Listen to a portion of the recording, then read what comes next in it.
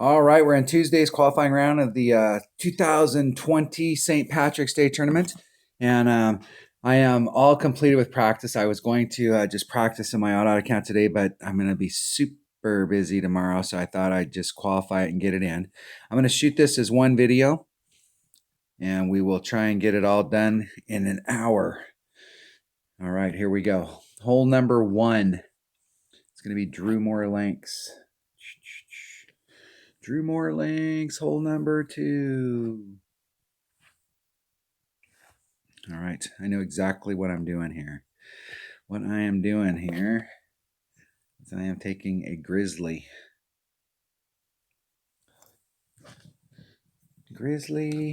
And I'm taking a Navigator. In my notes, I'm trying out the 15%. I was using a 20%, and my teammate Terry suggested I try a 15, and I'm trying the 15, and the 15 does seem to be there. I haven't hit a perfect end of the hole. I played earlier today. I think I hit one perfect in all of the shots. So hopefully I can hit a few more perfects now than I was earlier today. I set myself up on all the par 4s to go in the hole. I was in my Rapier twice and my short iron once, and I hit right at it and did not hit perfect and missed all of them. But the par 4s are what my focus is on. And coming into this round, this was the par 3 that I was like least liked, and now it's hole 4 is the par 3 that I least like, just because of the way that the wind is blowing. So they have screwed that hole up. So I'm doing about a half a backspin, getting right up on it.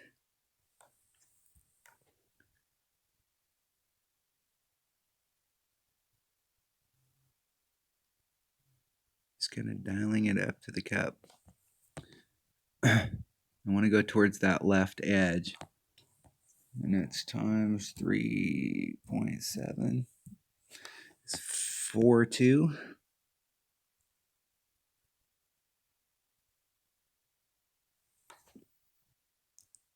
4.2 rings. Trying to hit it perfect. Hitting it perfect. First shot I've hit into this hole perfect, I think, all week. Woo! Look at that. First time hitting it perfect all week and get it in the hole. That's what I'm talking about. Starting it off with the hole in one. Get in the hole. We played this hole in one tournament, and in that first tournament we had very limited practice, like whenever we get these holes, and I got this hole a few times. This hole has a wicked little shot going to the left where you can end up off the green. What's changed since the last time this hole was out was I've got that Grizzly now, so I've got a 100% accurate club with really good ball guide going in there. And the limited time that we had to play on it, I came out at the first round in the first time I was in a tournament, and I tried just backspinning it up there. And it's difficult because everything here wants to go to the left, and so if you get that backspin going at all in a left-hand direction, it's really easy for it to end off the hole, and you end up in the rough. And in the weekend round, I ended up in the rough off on the left-hand side twice. And good game. And so this was not my favorite hole going in, but I'm liking that. That's good for the round. All right, hole number 2. What's hole number 2? Hole number 2 is Drew Moore Links. Hole number 8. This par 4 right here, I'm trying to land out on this island right here. And what I've got worked out so far, and this could change, is I'm going to put on 6.5 topspin with an extra mile. And you should be able to, if you've got an extra mile 8, do the same exact shot. And you should be able to do it if you've got an Apocalypse level 4. You should be able to do the same exact shot. Extra mile, Hornet, Rapier, those are my secondary clubs. And I'm using a Kingmaker, trying to cut the wind down a little bit.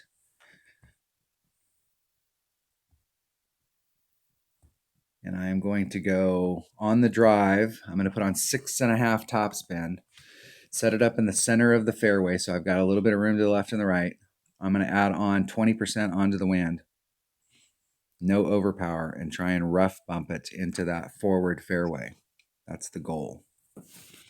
And so I've been working the topspin. I came here earlier in my practice account and I used 6, and I just got out there onto it. I mean, like just barely dribbled onto it. And I had a little bit of room as far as I could actually probably do a 10% wind adjustment, maybe a 15. But to hedge my bets, I put on a little bit more topspin and still taking out the 20%. So we'll see if this adjustment works.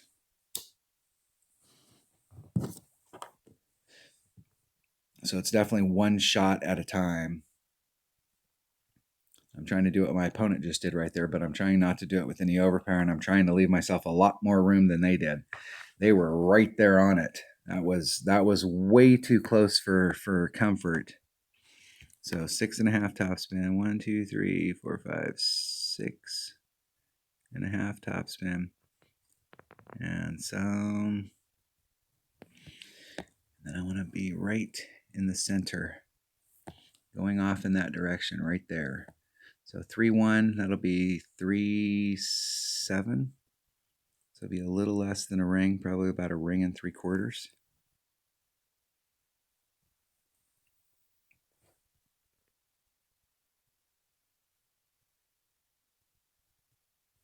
Hitting it perfect. Just trying to get it to do the bounce, steady bounce, steady bounce. 1 bounce, 2 bounces. Oh, and I engaged it. Just a little too much topspin.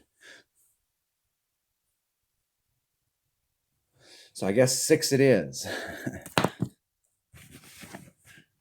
6 it is. I had 7 and I went to 6, and I didn't like 6. So I went to 6.5. 6 is probably the number. That's all right. I'll make it from there.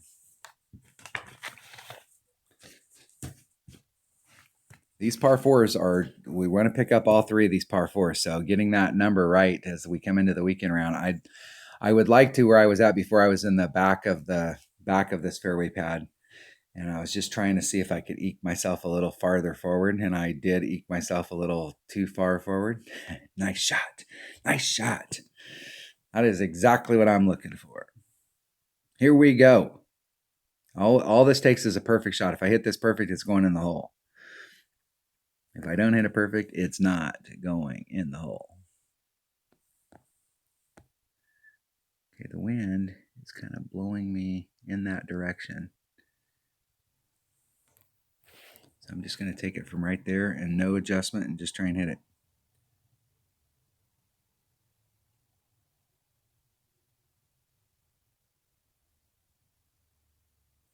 Oh, and I way anticipated the swing on that. All right.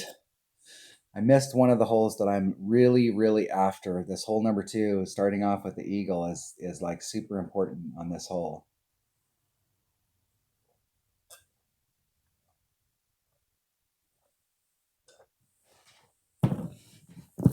Damn it.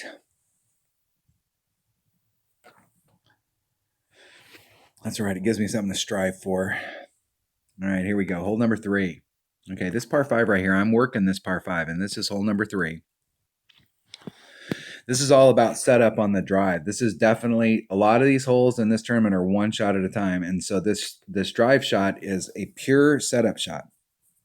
And so getting this right, it doesn't matter what I'm thinking about doing on the second shot if you don't get the drive shot right. And so to standardize this drive shot, I'm trying to just set it up as a pure setup shot. I'm taking a rocket sniper and a kingmaker.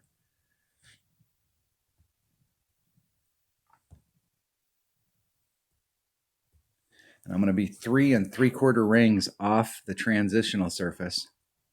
So I'm going to be 3/4 of a ring into my clear ring. 4 topspin. Max side spin to the right. Max curl. So I came at it yesterday in practice, and I was 4 rings off this transitional surface right here. And where I came out over here, I was a little, with the distance that I had, if I would have caught a great to the left, this rough up here was in play. So I'm going to take off just because this rock has 4.5 topspin. So I'm going to take a little teeny bit of topspin off. And then to compensate, to give myself more room on the left, I'm going to come in 1/4 of a ring. And I had room on the right. So I'm trying to set this shot up so that I can hit a great to the left or the right or perfect, and it'll be in the spot. So there's my red line. 3 3/4 rings. Max and the 4 topspin. And that'll allow me to eke on just a titch more side spin. 3 5. And then max curl, no overpower.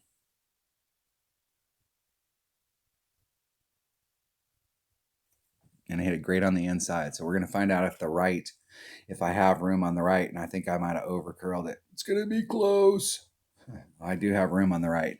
So that setup there gives me room on the right, room on the left, and room down the middle, and it ends me up almost in exactly the same spot. And that's the way. That's the whole thing about doing those shots. I've hit it perfect every time up to this point, and I've been trying to make sure that I can set that shot up. I know it sounds crazy. I know, like, if you're one of those people that hits perfect on it all the time, I know it sounds crazy, but for those of you like the rest of us who are mortal, who do not hit perfect every single time we swing the club, if I'm setting the shot up and it's a setup shot and I'm the one setting it up, why wouldn't I set it up so that I have room on the left or the right? That's what cracks me up when I watch some of the other people's streams and they're like half the yellow ring off the transitional line. Well, hell, they hit perfect 95% of the time. So 95% of the time they're okay. So I'm going to do a -10 to the cup here, and it's 1-to-1. It's one per ring with a -10% wind adjustment.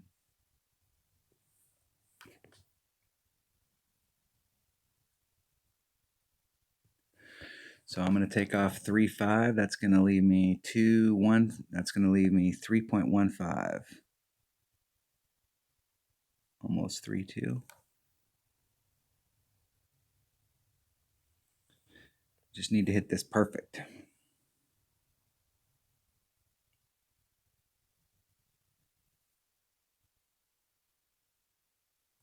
Oh, I was getting a little joggy there. God damn it.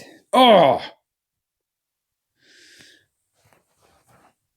I've noticed that when I hit great to the left, I'm over pulling it. So I'm taking off 10% of the wind. And I haven't hit it perfect into the cup yet to see if that adjustment works. And that was like a 2-ring great to the right. So I have no idea. I know that I went back and watched some old video on this where I hit perfect from the last video and I was off, like I over pulled it.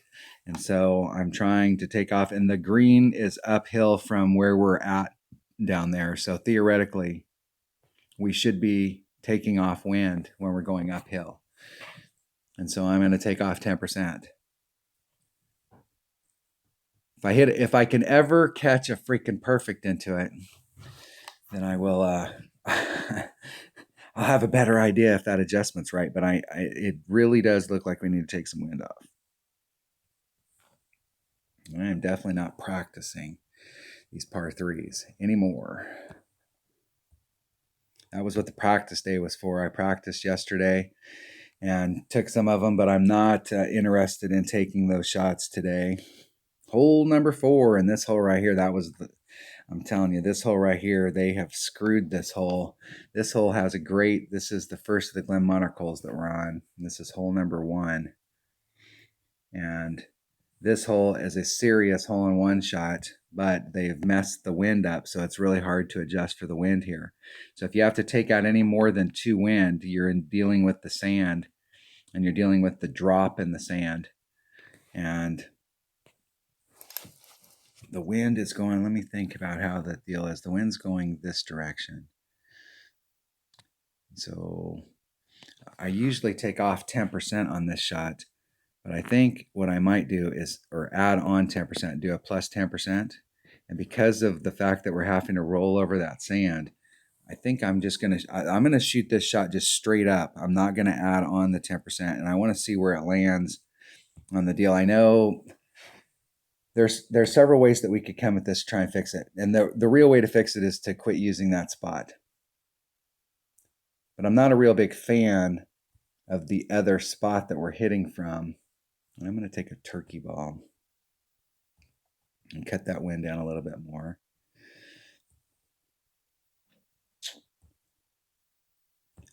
The real way to go at it is to come at it from the other side and do the bounce over. But like I said, I'm not a super fan of that bounce over shot. It's easy to clip the rough on the other side and find yourself in the rough if you overpull.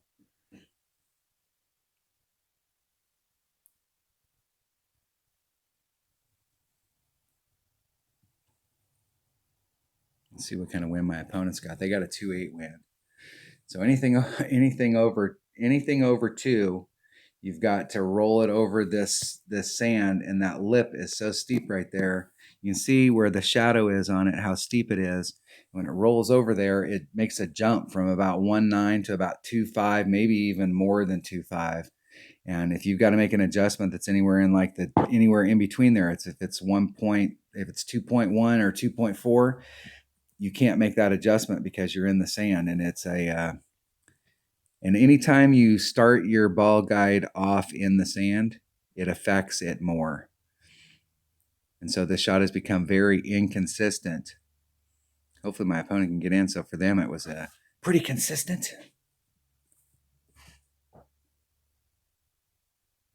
1.2 per ring. 1.2 per ring. Excellent. I don't have to move over the sand. 1 and a sliver. Get right up on that edge of the cup. It's 1.2 per ring, so that leaves me 6. So that's a ring and a half.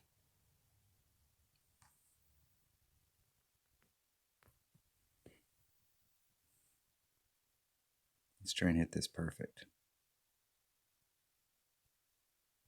Oh, my God, it just keeps rolling over to the freaking one right to the left. And I can't get it to stop.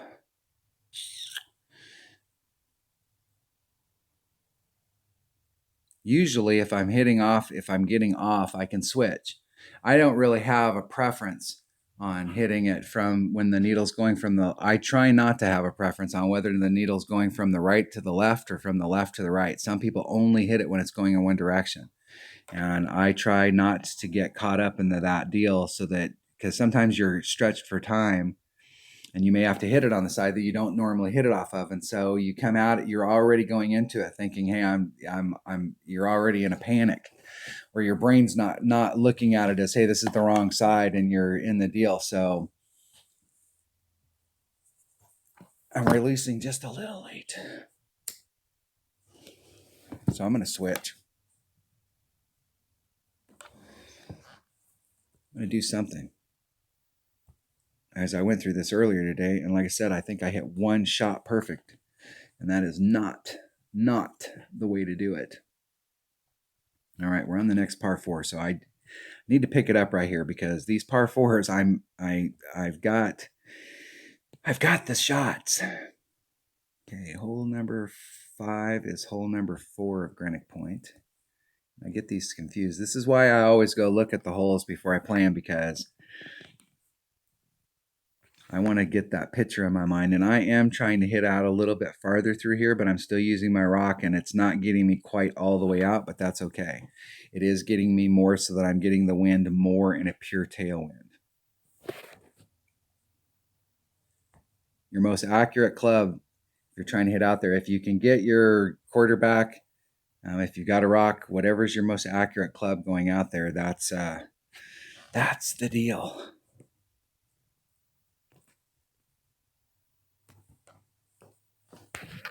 Because you got to go between that sand and the rough out there, and if you're off trajectory even a little bit, you're going to end up either in the sand or the rough. So by taking a rock, if you start off in the middle and you do catch a great to the left or the right, you should still weasel your way through.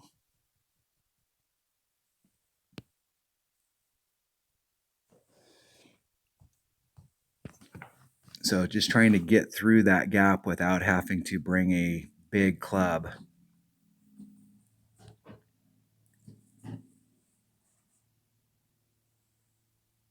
Bringing a more accurate club like the Thor's Hammer is a better deal. Let's see what kind of topspin they had. They didn't add any topspin, or maybe they did.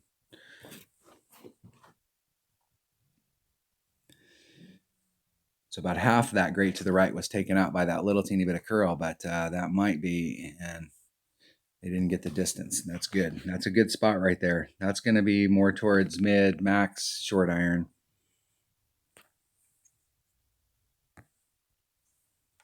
I already picked the ball. I swear, Playdemic is... I know that the guys who made this game are pretty damn smart, but sometimes the whole every time you have a full pack, you have to pick your ball again is getting like it's only been 2.5 years. I mean, you think they would have fixed that. And I know Tommy's complained about it, and I can't believe that if Tommy complained about it, they didn't fix it.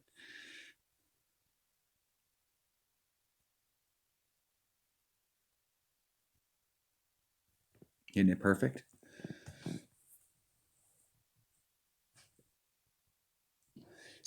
It's not a huge deal for a guy like me who doesn't have 7,000 balls, but I was playing in a buddy's account and testing out some holes with some lower level clubs, and he's got pretty much every ball that's been ever produced he still has in his inventory. And if you were trying to pick out a ball in that, and I was way down at the bottom, and I picked the Power 5 ball, and then I had to go back in there and pick it, and I was like scrolling all the way to the bottom. It wasted, and several seconds may not sound like a lot, but if you guys watch my stuff on a regular basis, I'm at 0 every time. That's plus 10%. Going right to the cup. Okay, I'm right at the red line. I'm going to pull forward just a titch, just to give me a little bit of breathing room. Just a little. I'm going to dial it up to the hole.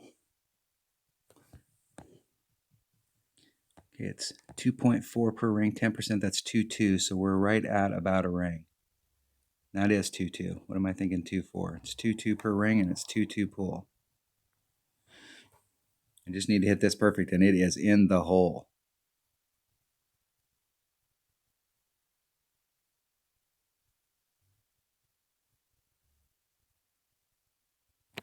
Hitting it perfect. In the hole. Woo! That's what I'm talking about right there. Made up for the screw up on the last one. The screw up on the last one was that I hit into the rough and didn't catch the rough shot perfect. And it wasn't the rough shot's fault. The fault was that I didn't hit it into the area that I was hitting. It overdrove. But these par 4s are absolutely makeable. When you get right down to it, the par 4s are more makeable than any of the par 3s. So if we can get these par 4s down, we're on track. Hole number 6 is the last of the Drew Moore Links holes, and this is Drew Moore Links hole number 6. All right, I know exactly what I'm doing here. I've been playing this, and I'm going to play this with my Odd account, and I demoed it, and I posted the shot earlier with a Power 3 ball, and I think that's the way I'm going at it. But I'm going to bring this bag right here with the Grizzly, and I'm going to bring a Power 4 ball. And I don't need a Power 4 ball with a lot of side spin, so what are my options here? Is that a Power 5? That's a Power 4 with 2 side spin. Is that 3 wind? 3 wind? That might be the one. I got 4 of those. That's a Power 5. Is that a Power 5? That's a Power 5. 3rd anniversary. That's a Kingmaker lookalike. Paris ball. 4-3. I don't need the side spin. Ooh. How many of those I got? And we have a serious Albie look here. I'm going to try one of those. I've got 1 to spare. You need 5 for the deal. I'm going to try one. So I'm going to try a vintage ball. I'm not going to really need that side spin. So I could cut the wind down on the shot going to the cup, and on the if I get where I want the drive to the cup, I'm gonna take off 10% of the wind. It does look like the drive shot's going downhill, and then the shot up to the green, it's going up to the green. So we're going to see if we can put that extra mile 9 to good use. The power 4 ball is going to get me, I can take the wind out. I am going to add on 10% on the drive.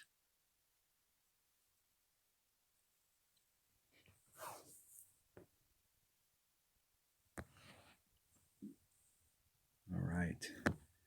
I could bring a power 5 ball here. I do have enough room to bring a power 5 ball. I wasn't sure if I did earlier. Maybe 2 rings off that transitional surface. 1 9, that's 2 1, that's about a ring. I'm going to put the power back in it.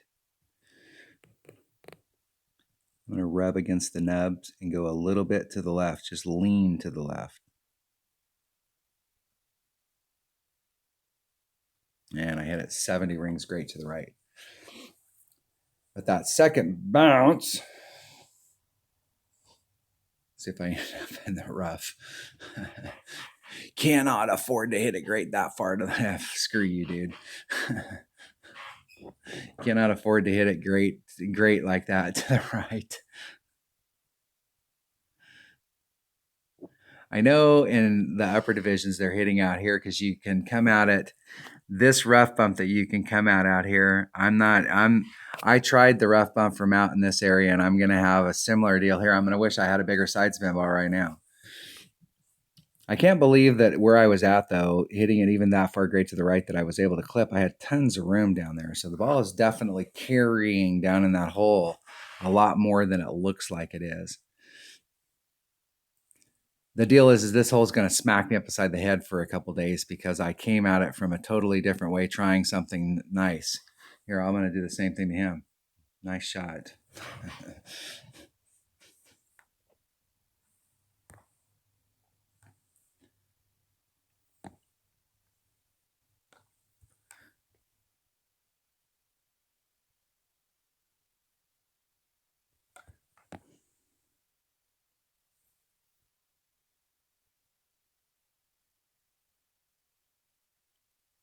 The wind's going to push me forward about 2 rings, so I'm going to give myself a little bit of leeway there. I'm going to take the wind out.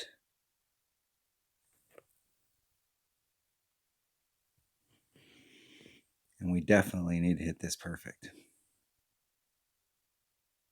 Oh, my God.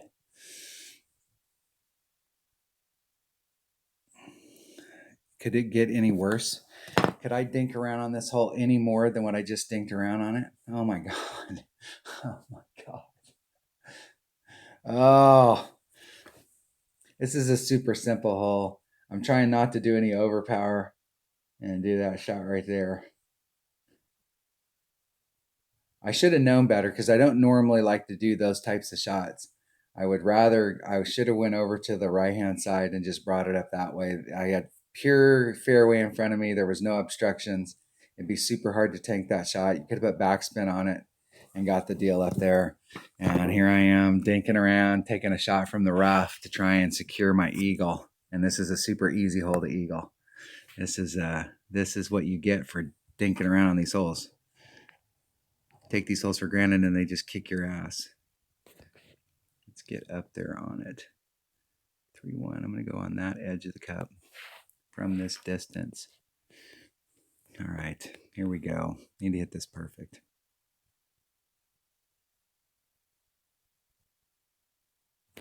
Hitting it perfect. Let's see if I can recover and at least salvage my round. Woo! Well, I'll tell you right there, geez, talk about dicking around on a hole. Oh my gosh.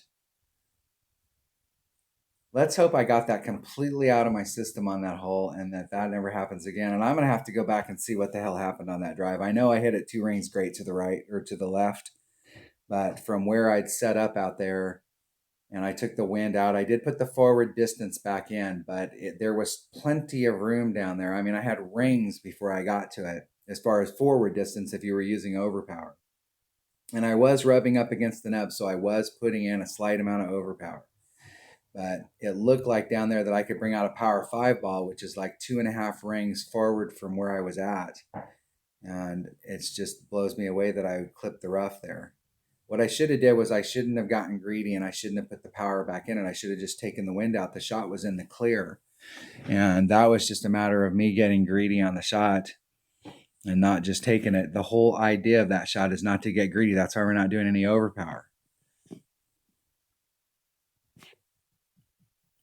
But I will take that eagle and I will count that as the golf course smacking me up beside the head going, if you take us for granted one more time, we're going to kick your butt. All right, we're in the last three. And the last three, really, I want to end 2-2-2. We have great opportunities on these last three. I'm on Glen Monarch and I'm on hole number 2. And I really do need to end 2-2-2. Got plenty of time here. Hole number 2. Come on, get on there. Hole number 2. All right. Are you going to make me do this? Evidently.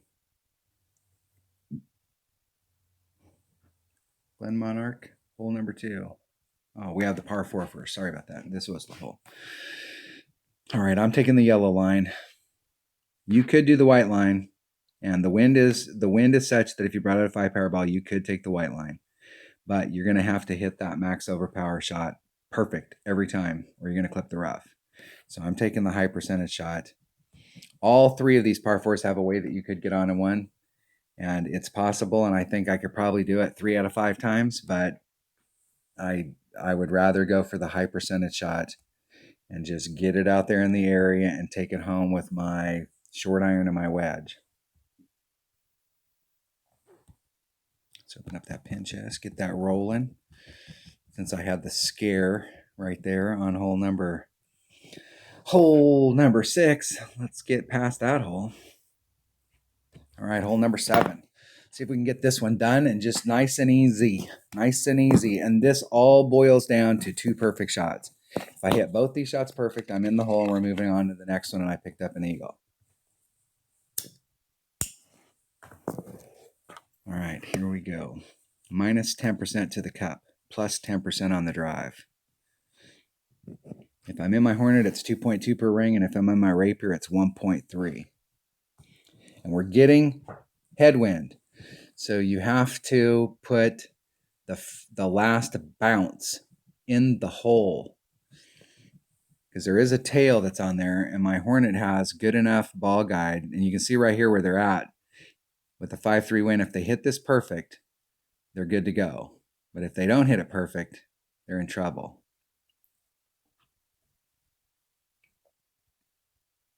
And they're in trouble.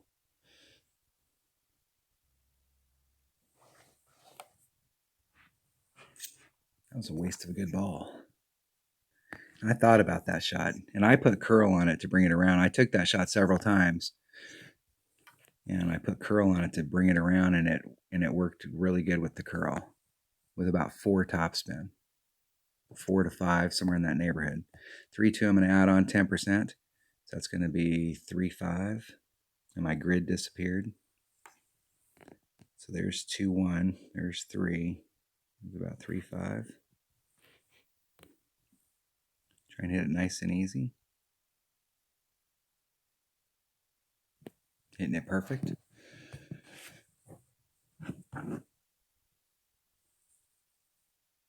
Just try and bleed it up there to the front. That might be in my minimum. That's going to be either right there. I may have to use a little bit of topspin with my Rapier. And I think my Rapier at the level that it's getting to, I'm like 8 cards away from level 8. And I think at level 8 it picks up some ball guide. Unfortunately, I don't have it to that level yet. Hopefully before the end of the tournament I can get that level that I need.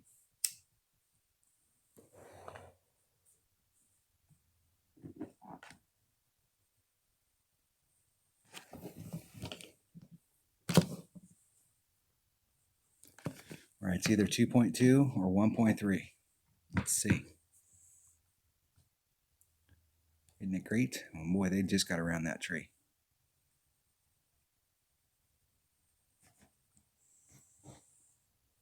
.2, 1.3. Where am I at? I am in my Hornet, and I am in minimum Hornet. I can go right up against that red line. See that tail that's on there? I'll put that tail up there, and then I'm going to push that sucker all the way to the cup so that that bounce is right there. It's 2.2, and I'm taking off 10%, so I'm taking off 3. So that's going to be 2.4. It's 2.2 per ring, so it's just a little over a ring. A sliver. Try and hit it perfect.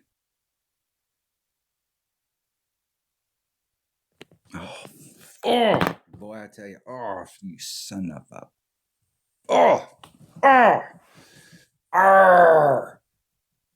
can we just hit a perfect into these cups? We're right there. I have the wind adjustments right, and those club adjustments are right. It's just a matter of hitting perfect. That's the crap part about it is there are a ton of people out there that can hit perfect every freaking time, and they can't get their wind adjustments right. And I've got everything right, and I can't catch it perfect. Oh my God, I am sick to my stomach.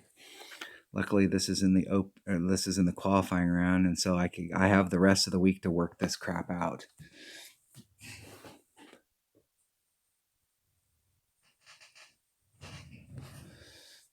Other than the debacle that happened on hole number 6, that I recovered from, and hole number 6 is the only hole that I'm still working on. It's the only hole that I just today changed to that shot, and I'm still playing with it to see like whether a 4-power ball. Because what I wanted to do is get out there with my 4-power ball and see if you put overpower and you get far enough out there, you're in your long iron. If you put no overpower on it at all, you're in your minimum wood. And so I wanted to see if I could make up the distance to get me back into long iron without having to use overpower, to try and make that shot a little more standard.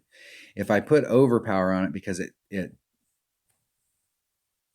way it flies down into that hole, I just wanted to see if I could get on there without having to do any overpower and just make the shot nice and easy and stable and all that stuff. And then I tanked the drive and then tanked the second shot. And I'm a big fan of hitting from fairway to fairway to fairway to fairway, never ending up in the rough. And I hit from fairway to rough. I hit from the rough, ended in the fairway. Crap. That's all right. That's why we have these rounds to work it out.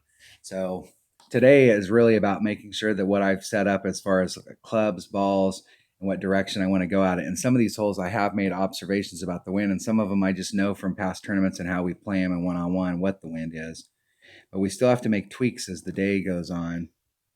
All right, this hole right here, I'm taking a sniper and a marlin. My teammate Mike, he's coming at it the way that I used to play this hole. And the way I used to play this hole was I didn't use the rough bump.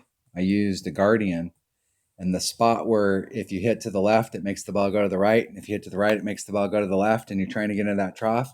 You eliminate that whole area of it when you come at it with he's actually using a sniper. A sniper's got enough backspin, and he's going right at the cup. And if you hit it perfect and you make the same wind adjustment, you're in the hole. But I do think that this shot right here affords you a little bit better opportunity, because you can kind of set it up a little wrong and end up getting in the hole, even if you mishit it. It gives you a little bit better opportunity to control it as it goes in. But you do need to hit it perfect. I'm going to do 10% to the cup. I'm doing about 2 1/4 top spin and about 1/4 left-hand side spin.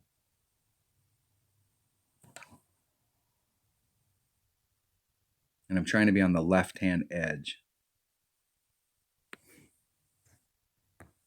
Okay, we're coming at it. I'm going to put on 2 1/4 and 1/4.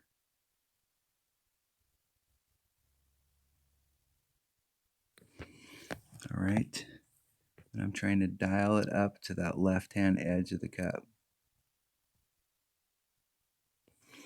I'm adding on 10%, so it's 4.7, so that's 4.7. That's 5.17, so about 5.2.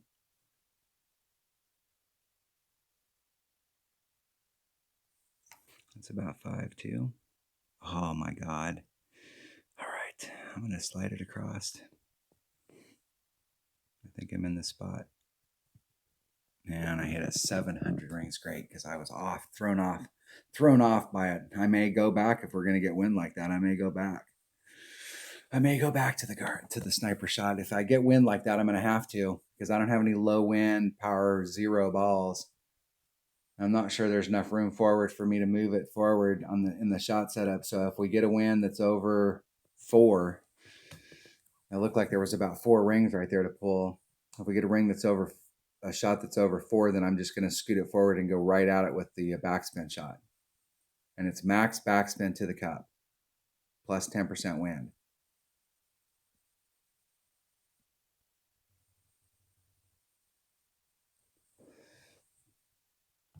And my opponent's using a navigator, so they should have an even closer red line. And there's no way they're going to be able to work out all that wind. So right now you should bag it or switch balls or use your Goliath, because you can use a Goliath there. The Goliath is the option. So that's the other option. You could take that shot with a power 1 ball and a Goliath. It doesn't take that much topspin to get up there. So I'm just thinking maybe, so that we don't have to worry about that wind because we're having to pull the wind out. Here's the deal. Let's go look in my bag, because from that spot, and that was with a power 1 ball. So if you brought a power 2 ball, your red line for your Goliath would even be farther forward. You would have the entire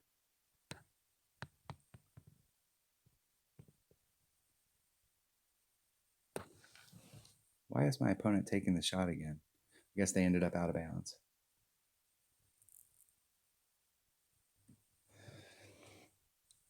You would have the entire rough area to hit your Goliath. If you brought a 2 power ball, you could get as far up into that rough as possible.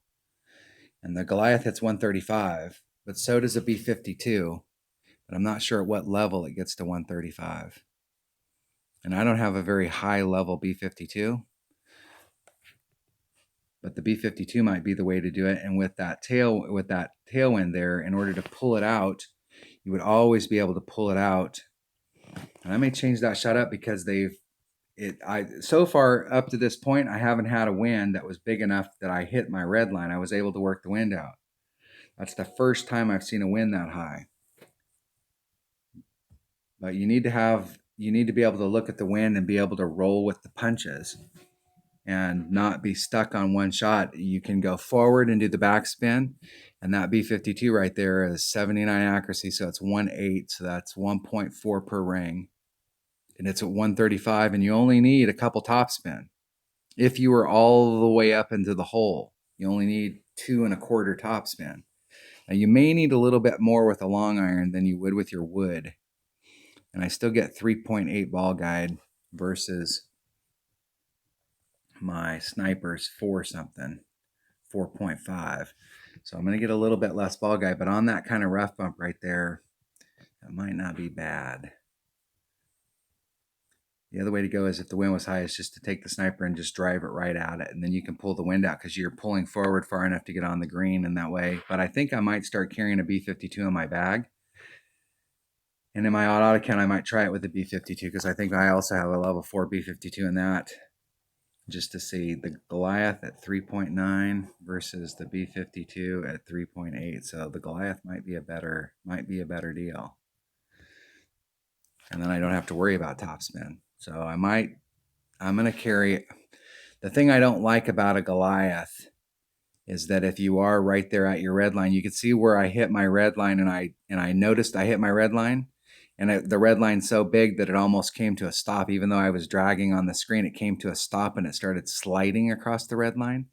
The red line between the Goliath and the sniper is so minuscule that the second you hit it, you're automatically in Goliath, just like my opponent was. And so you can't ride that red line across and kind of move the wind out. You got to deal with it. And so if you bring a Goliath as your secondary club and then you're right there on it, you're going to end up in your Goliath. And so that's why I don't normally play with my Goliath, because I'm usually not looking for distance with my wood. But in that situation, that might be. I think what I'm going to do is I'm going to stick with the sniper. But I'm just going to, if I see that the wind, and I'll go back and watch that video and see how far back I pulled back before I got to the point where I hit the red line. And if the wind is higher than that, then I'm just going to do the backspin shot, because I know there it's max backspin and you set it up right to the cup, make a 10% wind adjustment. And if you hit it perfect, you're there.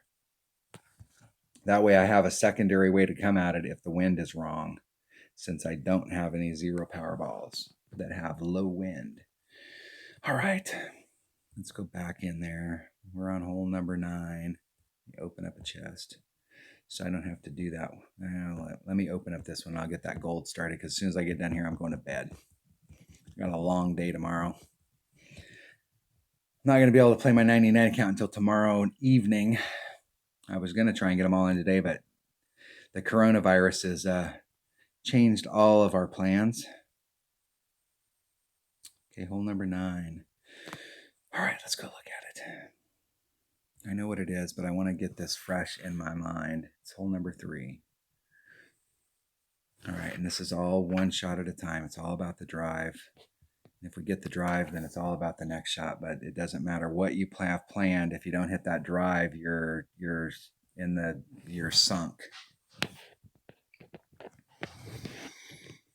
And I'm going to bring a Titan just because I'm used to taking the shot with the Titan, and the shot for Albie is non-existent. I mean, there is. Okay, you could make an Albie, but I'm just trying to get the eagle. I'm not trying to get greedy. Depending on the wind, it's going to be somewhere between 4 and 3.5 topspin. If it's like in a 4-4 wind, it's going to be 3.5. If it's like a 2-4, it might be 4 and a sliver. And what I'm looking for is there's a spot out there on that sand where I move it around and I get on the rough on the other side and I can see the ball clipping the rough, and that's the spot I want to be in.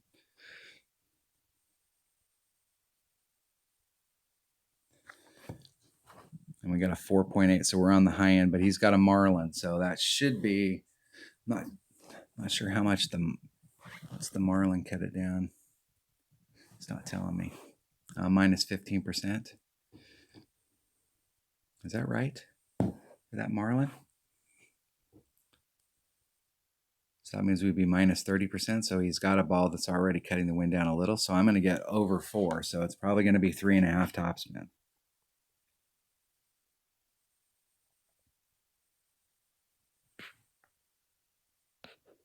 I got 4.5 max and about 3.5. Okay, what I'm looking for is this spot right here. Okay, and with 4.5, I'm going to go right off of that sand trap, leaving the wind in, max curl, max overpower.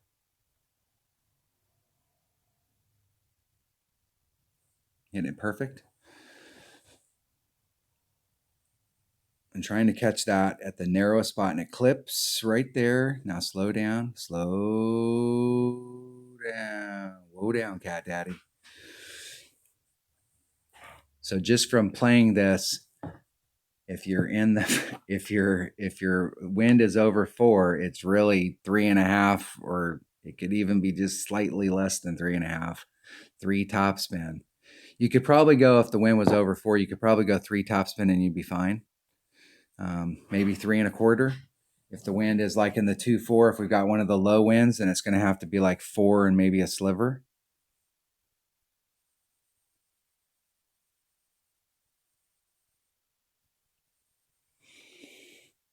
That is a tough shot to do with the Marlin, but they got a really good look at it. They put themselves in a super good position to try and get the eagle from there.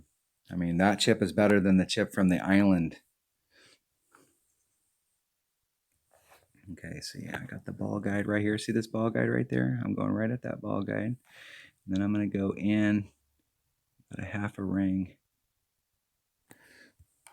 I'm going to put this, and I'm going to put 2 and a sliver of topspin. I'm going to take the wind out, which is right at 3, so that's about 1.5 rings.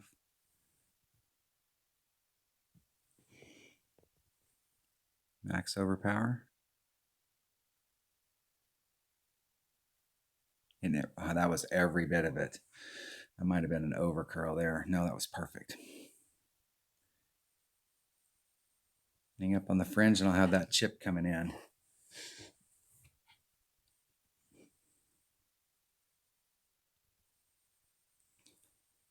Put myself in a spot for the eagle. I could have been like a quarter off. I was about a 1/2 ring off of that to the left. And I could have been about a quarter ring off of that to the left, and it would have brought me more towards the cup. The topspin that I put on there was about right. If I'd hit the green, it would have rolled a little fast, but it rolls up this backboard and does catch a little bit of distance back towards the cup. So you won't end up, if you engage that backboard, you won't end up in a spot where you can't at least have a shot at the putt. It's not going to be one of those max overpower putts. In the hole. Nice shot. And that was with a Marlin. That is fantastic. The crowd goes wild, dude. Fantastic shot.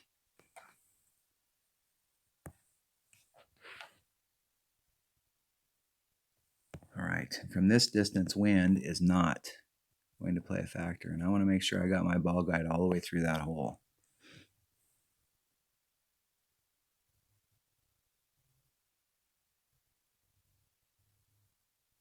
Hitting it perfect.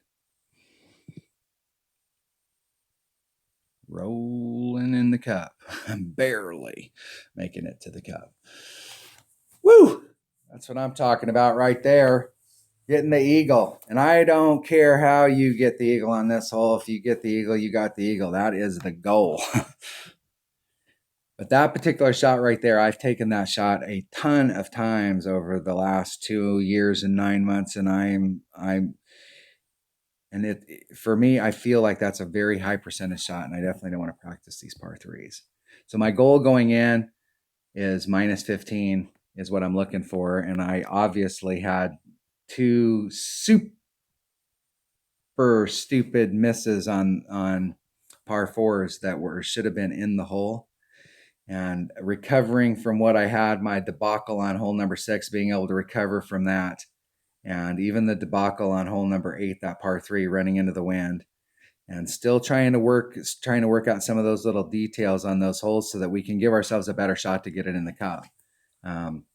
I was right in the right spot on several holes and just could not catch a perfect. So coming in with a -14, and as bad as I played that round, that's the deal. Is if you watch me play, especially if you're new and you haven't watched my videos a lot, or you're new to the channel, the deal is that trying to be consistent and trying to put yourself in the right spot and trying to do that, even as bad as I played on that round, still coming with a -14. My goal being -15. My goal in the opening round is going to be -30. And then in the weekend round, I'm looking for -30 plus, because I really do believe you're going to have to shoot, as crazy as it sounds, where the minimum score is -11 in this tournament. I do think in the weekend round, you're going to have to step your game up, because there's going to be a huge separation between those. It's the haves and the have-nots. And so there's going to be a group of people at the top that shot these spectacular rounds. And then there's going to be those that only picked up. And you really need to pick up hole number 9. That puts you at -24. So if you come in with the -11 mentality, you have to pick up hole number 9. That gives you 1 more. And that puts you at -12. So you're looking at a -24 round. And you really need to, if you want to be up towards the top of the brackets, you're going to have to pick up at least 2 shots aside. And that's another 4. And that puts you at -28. And, in a lot of brackets, that's going to give you a really good finish. It may not give you a banner, but it may, depending on your bracket. But I think if you really want to compete for a win, you're going to have to be the -11, minus the 1 on hole number 9, and you're going to have to pick up all 3 of the par 4s, and that puts you at -15 aside, and that's -30. And I think that's what's going to get you. This is in the right direction. Some brackets you may win with a minus 28. Maybe you'll get a banner with a 28. In some brackets you may shoot a minus 30 and come in fifth. And so it's just going to depend on bracket, and it's going to be one of those types of tournaments. But what you should be aiming for and what your goal should be as your base goal, even though this is our minimum score, what you should be aiming for is minus 30, minus 15, trying to pick up hole number 9, which is doable. I've posted like 5 videos this week, and one of them with my 99 account with an extra mile 6, and you can get it done. That same exact shot, you can get it done with an extra mile 6 and a big dog 6, maybe 7. So you can get that shot done and pick up that eagle. And so then it just becomes a matter of trying to pick up those 3 par 4s, and all 3 of them, even with the shots that I did today where I overdrove hole number 2 and I ended up, was it hole number 2? It was hole number 2 where I overdrove and clipped that. That hole right there, if you end up on that pad, you're in your max wedge. Bring the wedge with the best ball guide. Best ball guide. The wind adjustment's easy no matter what the club. If you know how to make wind adjustments, best ball guide. The next par 4, you're in your minimum short iron. Best ball guide. That's what you're looking for. Most accurate. And you're in minimum club, so you need to know your minimum numbers. The way I play mine, if you're playing the app will figure that out for you. The way I play my Hornet, and I'm not saying that these numbers are right. And I'm not saying that these numbers are right for every short iron, because I've played with a Hornet now for a long time. I used to play with a Thorn and a Claw, and I like the Claw. I still like the Claw. When I'm out practicing on days, I still play with my Claw because it's a great utility club. But I know with the Hornet that I hit 1.1, whatever your raw number is, whatever your max number is. I times that number by 1.75. It's 75% more accurate when it's in mid club. And I times it by 2. It's 100% more accurate when it's in minimum club. And I've been playing those numbers even before I got it to the 111922. And those numbers, I've had very good luck with that. It's not a matter of me getting the win number wrong. It's about a matter of me not hitting it perfect going into the cut. But I feel super solid with those numbers. I put those numbers up against anybody, and I feel real good about them. It's one of the reasons why I don't use the app, because the app uses different numbers, and then you really do have to do different win percentage stuff. But you've got a serious shot on that second par 4. The third par 4 is the same thing. You're either in your minimum Hornet or minimum short iron, or you're in your max wedge. And you want to make sure that you bring a wedge that has great ball guide. And accuracy does help, but we have serious shots on this of getting that minus 15, and that's the goal. So I actually count this round at minus 14 as a epic fail. And I had opportunities. It should have started off 2-2-2. And it should have ended 2-2-2-2-2. Now I could take out the par 3 on hole number 8, because I never count on par 3s. But that hole number 7 and that hole number 2, those are the ones that killed my round right there. And so I've got to pick up those par 4s, and we got to get those shots perfect into the cup. All right, that was the qualifying round, and I will catch you in the opening round. Thanks for watching.